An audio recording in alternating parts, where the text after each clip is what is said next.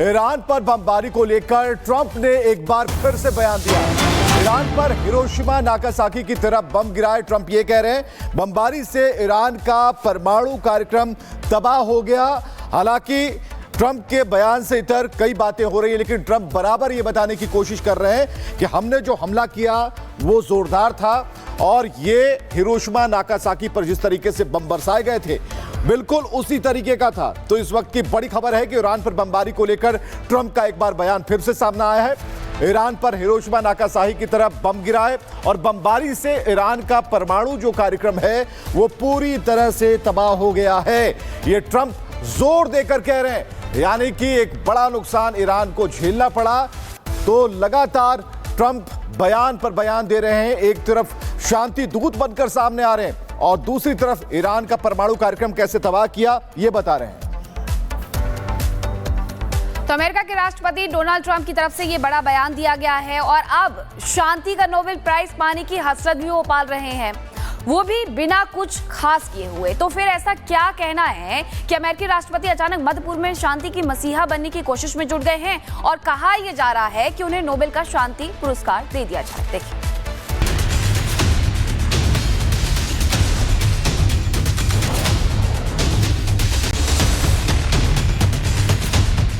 पहले भारत पाकिस्तान के बीच cease fire का श्रेय लिया, फिर ईरान इजरायल युद्ध रुकवाने का क्रेडिट, फिर नाटो समिट में शांति की बात और अब रूस यूक्रेन युद्ध रोकने की कोशिश का दिखावा। डोनाल्ड ट्रंप नाम जुबा पर आते ही जुड़ जाता है विवाद, बयानबाजी और ध्रुवीकरण से भरा एक चेहरा। लेकिन अब वही ट्रंप खुद को पेश कर रहे हैं शांति पुरुष के रूप में।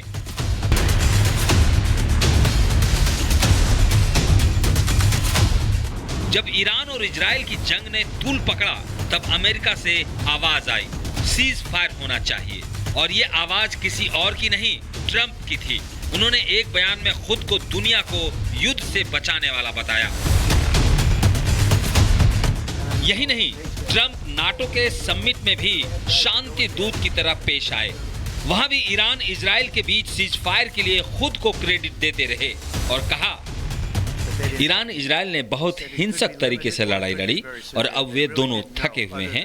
अमेरिका की वजह से युद्ध का अंत हुआ। डोनाल्ड ट्रंप ने ईरान इजराइल के बीच लड़ाई की तुलना स्कूल में लड़ने वाले बच्चों से कर दी, जिसके बाद नाटो महासचिव ने उन्हें कहा कि कभी कभी लड़ाई के बाद पिता को डांटना पड़ता है। हालांकि ट्रंप और मार्क रूटे की ये बातचीत हंसी मजाक के लहजे में हुई थी। वहीं अब ट्रंप रूस और यूक्रेन के बीच जारी युद्ध को रुकवाने की कोशिश का दावा भी कर रहे हैं। ट्रंप का कहना है कि वो युद्ध रोकने के लिए पुतिन से बात भी करेंगे, लेकिन इससे पहले रूस ने यूक्रेन पर हमले तेज कर दिए हैं। ट्रंप पूरी दुनिया में विश्व शांति की बात कर रहे हैं। ये पहली बार नहीं है जब ट्रंप ने शांति की बात की हो। अपने तमाम कामों के लिए वो खुद को नोबेल के लायक बता चुके हैं और भारत पाक युद्ध के बाद तो उनके अरमान तेजी से हिलोरे मारने लगे। ट्रंप का कहना है वे एक वैश्विक संघर्ष के समाधान में किए गए कूटनीतिक प्रयासों के लिए नोबेल शांति पुरस्कार के पात्र हैं, जिसमें भारत और पाकिस्तान के बीच तनाव खत्म करना भी शामिल है। मुझे यह 4 या 5 बार मिलना चाहिए था। मुझे लगता है कि अब्राहम समझौता भी एक अच्छा उदाहरण है, लेकिन वे मुझे नोबेल शांति पुरस्कार नहीं देते क्योंकि वो इसे सिर्फ उदारवादियों को देते हैं। ट्रंप हमेशा से नोबेल पुरस्कार को एक राजनीतिक मेडल की तरह देखते हैं। उनके हर बड़े कदम में यह महत्वाकांक्षा झलकती रही है। नोबेल शांति पुरस्कार बराक ओबामा को मिला था। उनके राष्ट्रपति बनने के कुछ ही महीनों बाद ट्रंप ने तब भी सवाल उठाए थे और अब वो खुद उस कुर्सी की ओर बढ़ रहे हैं। ऐसे में सवाल ये है कि क्या उनका कदम शांति की चाह है या एक वैश्विक अवार्ड की भूख, शांति का चेहरा है या पुरस्कार की दौड़। ट्रंप के इरादों को दुनिया को समझना होगा। Bureau report, Republic Bharat.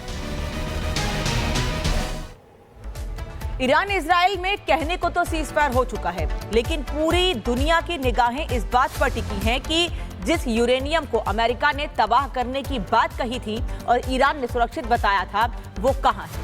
सवाल यह है कि क्या ईरान अपना परमाणु प्रोग्राम जारी रखेगा, और अगर हां तो इजराइल की मोसाद का क्या प्लान है। रिपोर्ट देखिए।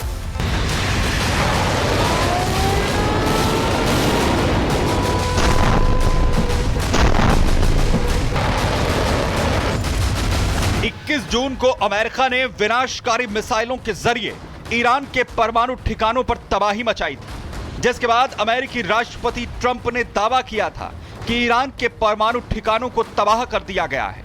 अब ईरान परमाणु बम नहीं बना पाएगा, लेकिन चंद घंटे बीते थे कि ईरान की तरफ से दावा कर दिया गया कि उसका यूरेनियम सुरक्षित है।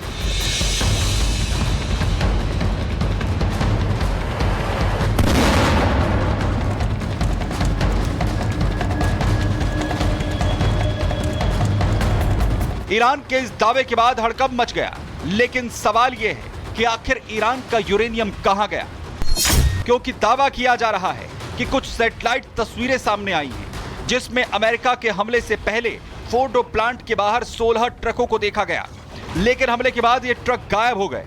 दावा ये कि इन ट्रकों के जरिए ईरान ने यूरेनियम को किसी दूसरी जगह पर सुरक्षित शिफ्ट कर दिया।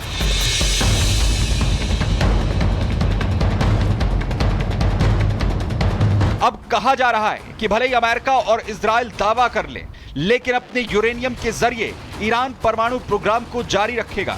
हालांकि इजराइल ने साफ कर दिया है कि सीज फायर तब तक लागू है जब तक परमाणु प्रोग्राम नहीं चलाया जा रहा है, और अगर ईरान ने परमाणु प्रोग्राम चलाया तो फिर से हमला करेंगे। दरअसल ईरान के पास तकरीबन 400 किलो यूरेनियम होने का दावा है, जिसका इस्तेमाल बम बनाने के लिए किया जा सकता है। इस यूरेनियम से तकरीबन 9 बम बनाए जा सकते हैं। ईरान का यूरेनियम तकरीबन 60% तक संवर्धित है।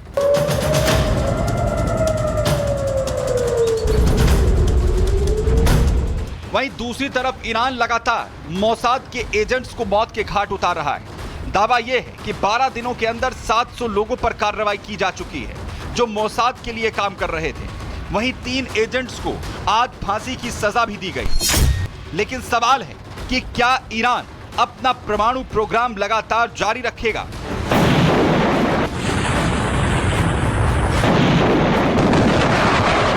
एक तरफ ईरान अपने परमाणु प्रोग्राम को जारी रखने के मोड़ में लगातार दिख रहा है, तो वहीं दूसरी तरफ मोसाद भी लगातार ईरान पर नजर रख रहा है, क्योंकि मोसाद को भरोसा है कि खामनेई जरूर परमाणु बम बनाने के लिए आगे बढ़ेंगे, और अगर ऐसा होता है तो इजराइल एक बार फिर ईरान पर हमला करने के लिए पूरी तरह से तैयार है।